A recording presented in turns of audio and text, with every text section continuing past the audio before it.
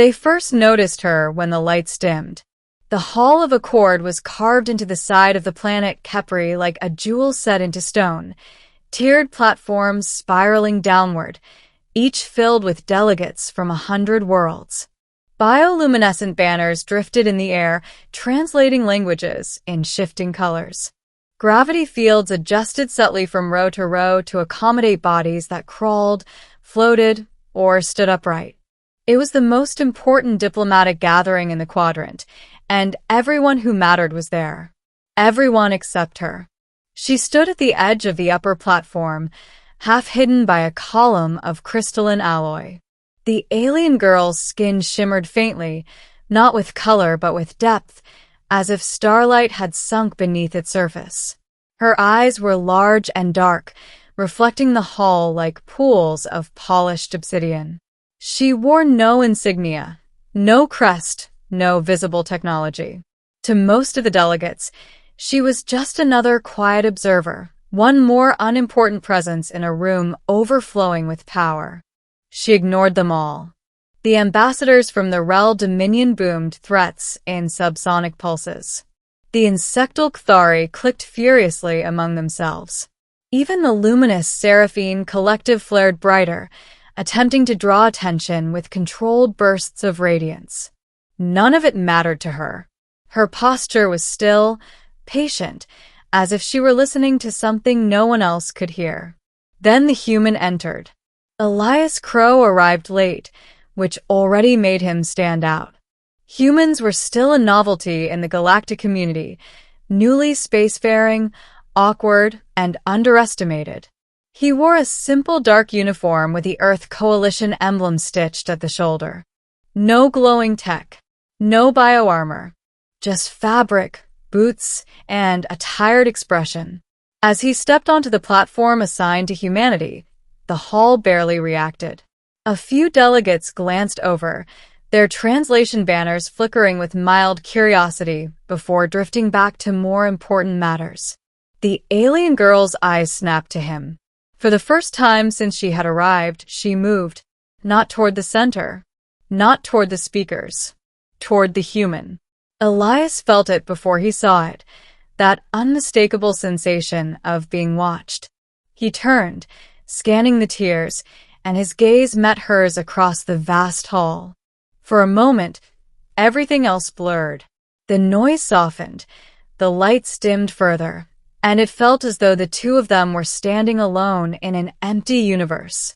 Her expression was unreadable, but there was intensity there, recognition. Elias frowned, unsettled. He had spent years in deep space stations, surrounded by alien stares, but this was different.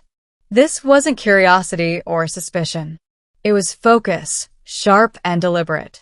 He broke eye contact and turned back to the proceedings, telling himself it was nothing.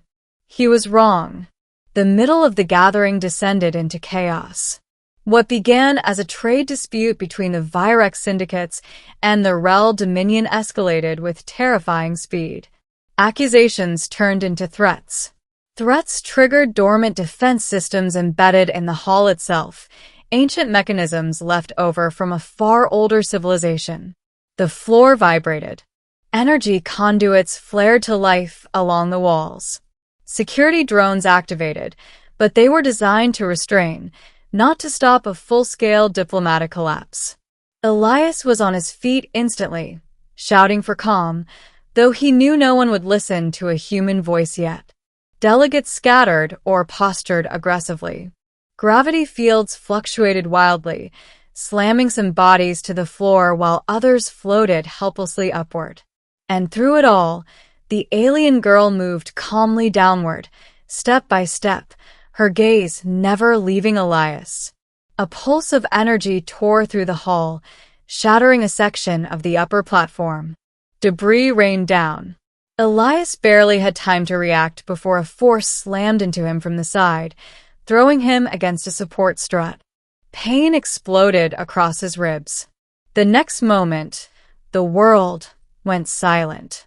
Not quiet, silent, as if sound itself had been switched off. Elias looked up to see the alien girl standing between him and the chaos.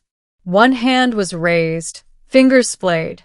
The air around her shimmered, reality bending like heat over sand.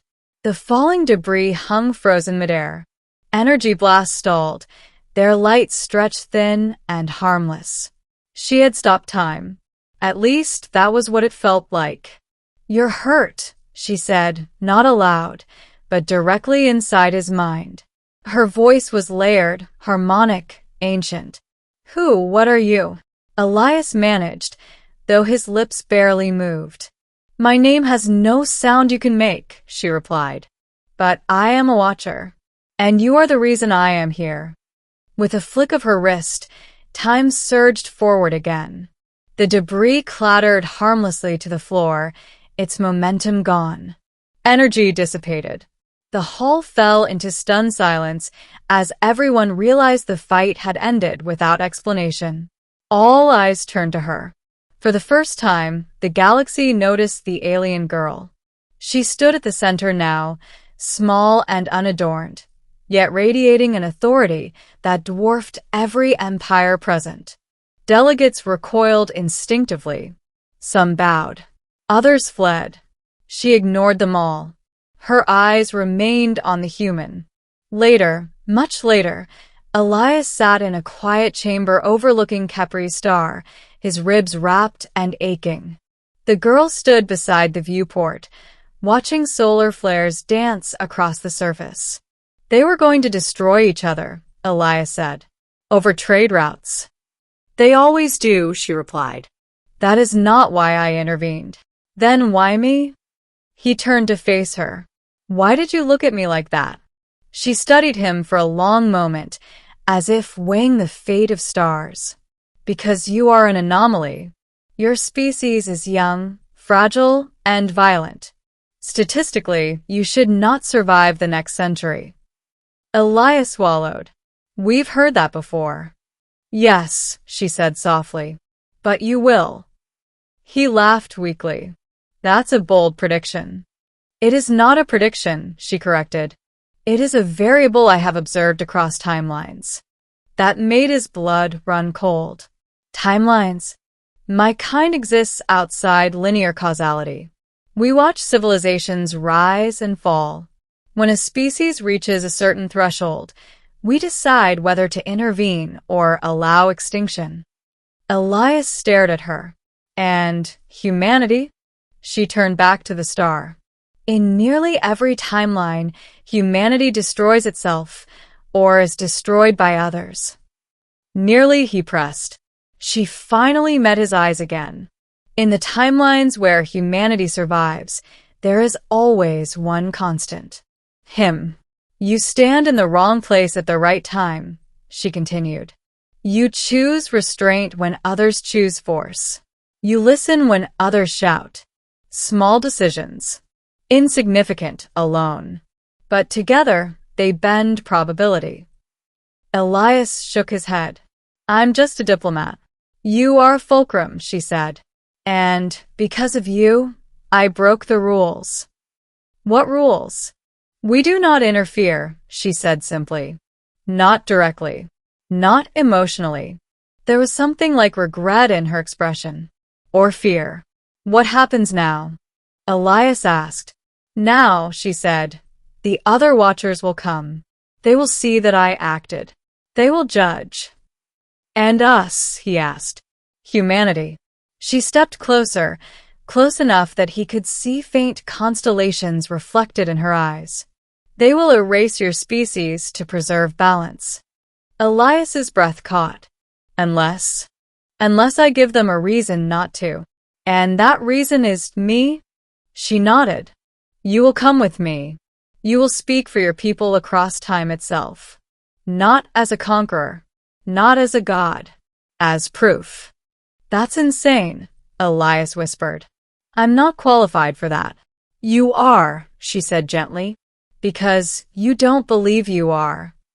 Silence stretched between them, filled with the distant hum of the station. Elias looked out at the star, then back at the alien girl who had ignored an entire galaxy to look at him. If I say no, he asked. She hesitated. Then I will watch humanity die. And I will remember you. That was the ending she offered him. Elias stood, pain and all, and squared his shoulders. Then let's not make that the ending.